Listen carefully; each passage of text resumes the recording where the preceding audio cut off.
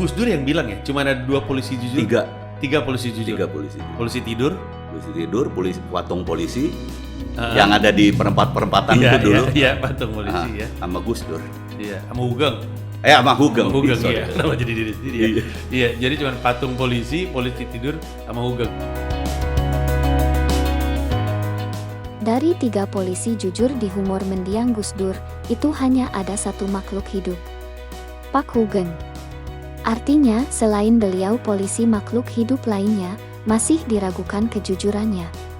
Siapakah beliau ini, sampai Gus Dur saja memasukkannya dalam daftar 3 polisi jujur, sejur apakah beliau? Dan apa yang bisa dipelajari dari kehidupannya? Mari kita berkenalan langsung dengan seorang polisi jujur yang bernama Hugeng Iman Santoso. Di sebuah kota kecil yang berada di tepi laut utara Jawa Tengah, tepatnya di Pekalongan. Pada tanggal 14 Oktober 1921, lahirlah sosok anak jujur yang bernama Hugeng Iman Santoso. Hugeng kecil yang lahir dari pasangan Sukaryo Karyohatmojo dan Umi Kulsum.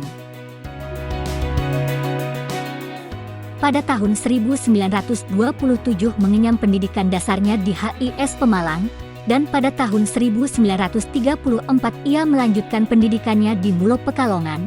Hingga tahun 1937 Hugeng Iman Santoso melanjutkan pendidikannya di AMS Yogyakarta, dan kemudian melanjutkan pendidikannya di Sekolah Tinggi Hukum RHS Batavia pada tahun 1940. Lalu ia pun mendaftar di Perguruan Tinggi Hukum Red Hogeschool di Batavia. Setelah itu ia mendaftar ke pembukaan kursus polisi di Pekalongan tahun 1945. Lalu melamar dan diterima sebagai salah satu dari 11 anggota kepolisian dari 130 pelamar. Karirnya termasuk mulus, menjabat sederet posisi penting sampai di instansi sipil negara.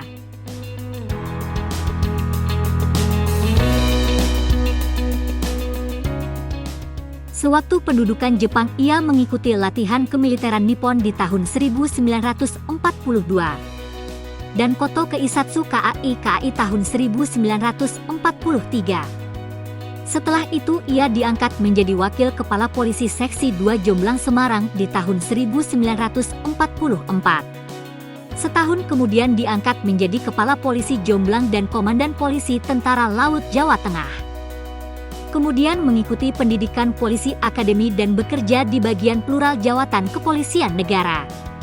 Tahun 1950, Hugeng mengikuti kursus orientasi di Provost Marshal General School pada Military Police School for Gordon George, Amerika Serikat.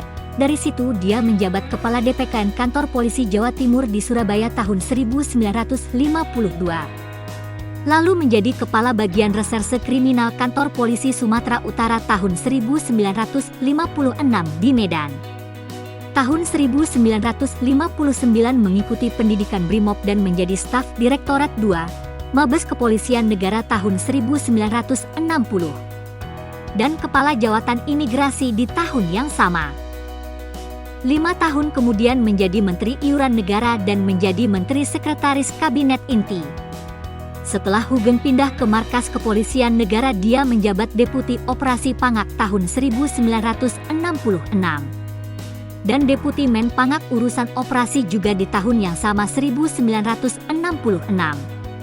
Dan di tahun 1968 Pak Hugeng diangkat menjadi Kepala Kepolisian Negara yang setahun kemudian namanya diubah menjadi Kapolri.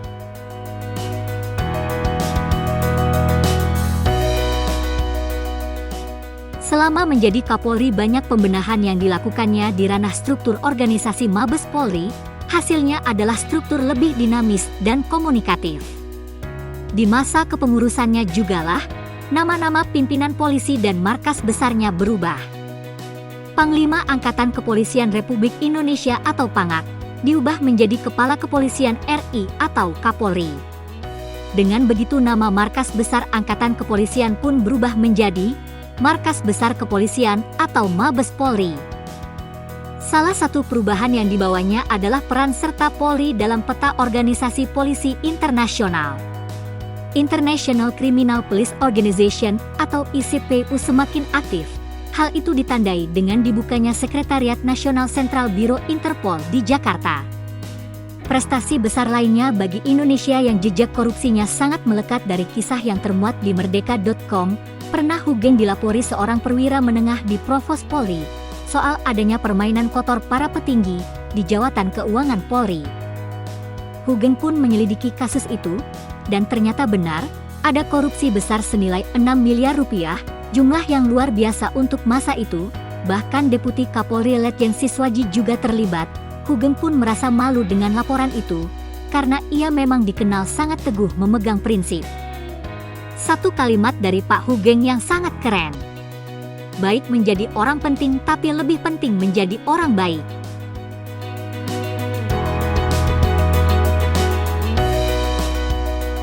Di tingkatan kepolisian ia dikenal tidak kompromi dan keras, termasuk dalam korupsi dan disiplin harian, dari hal yang paling kecil seperti penolakannya terhadap hadiah berupa barang, kendaraan, ataupun uang, dari siapapun yang sekiranya bisa mempengaruhi kinerjanya. Bahkan ia menolak fasilitas-fasilitas yang disediakan untuk profesinya, kalau itu dianggapnya berlebihan, termasuk pengawal dan penjagaan di rumah dan dalam perjalanan. Dari laman Kementerian Keuangan Indonesia, termuat beberapa kisah inspiratif Pak Hugeng. Pertama, ia melarang istrinya membuka toko bunga untuk mengurangi benturan kepentingan antara pihak. Hal ini diceritakan ulang oleh istri mendiang di acara Mata Najwa. Saat sudah menjadi Kapolri dengan pangkat jenderal berbintang 4, Hugeng bahkan masih sempat-sempatnya turun tangan mengatur lalu lintas di perempatan.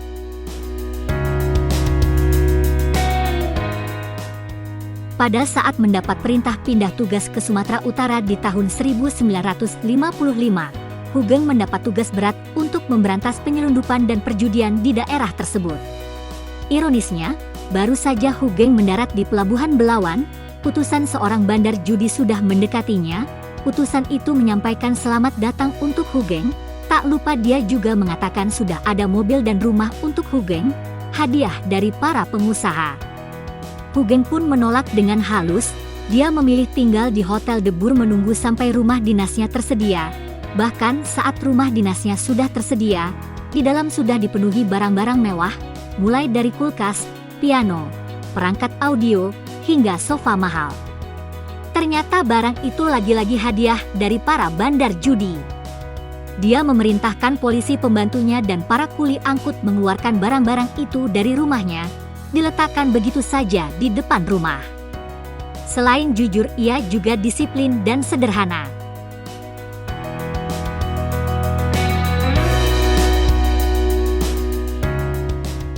Cucunya Roma Hugeng pernah diundang oleh Mata Najwa dan berkisah tentang kakeknya yang selama hidup sangat disiplin.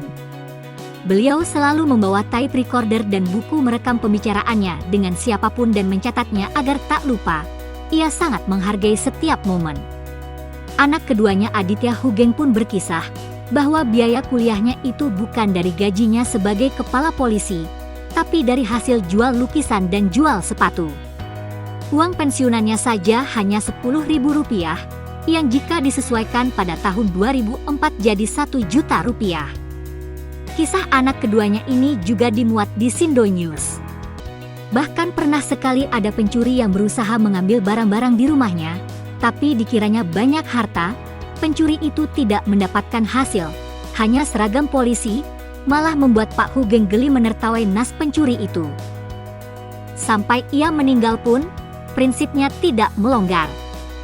Tercermin saat ia menolak dimakamkan di Taman Makam Pahlawan, menurut pengakuan anaknya di Mata Najwa. Tidak juga menggunakan marmer dan bahan-bahan megah, hanya sebuah pusara dan batu gunung, dan menolak menggunakan 3 suku namanya Hugeng Iman Santoso sampai ia bisa membuktikan imannya betul-betul sentosa. Dan benar, namanya baru ia pakai saat meninggal, tertulis di pusaranya.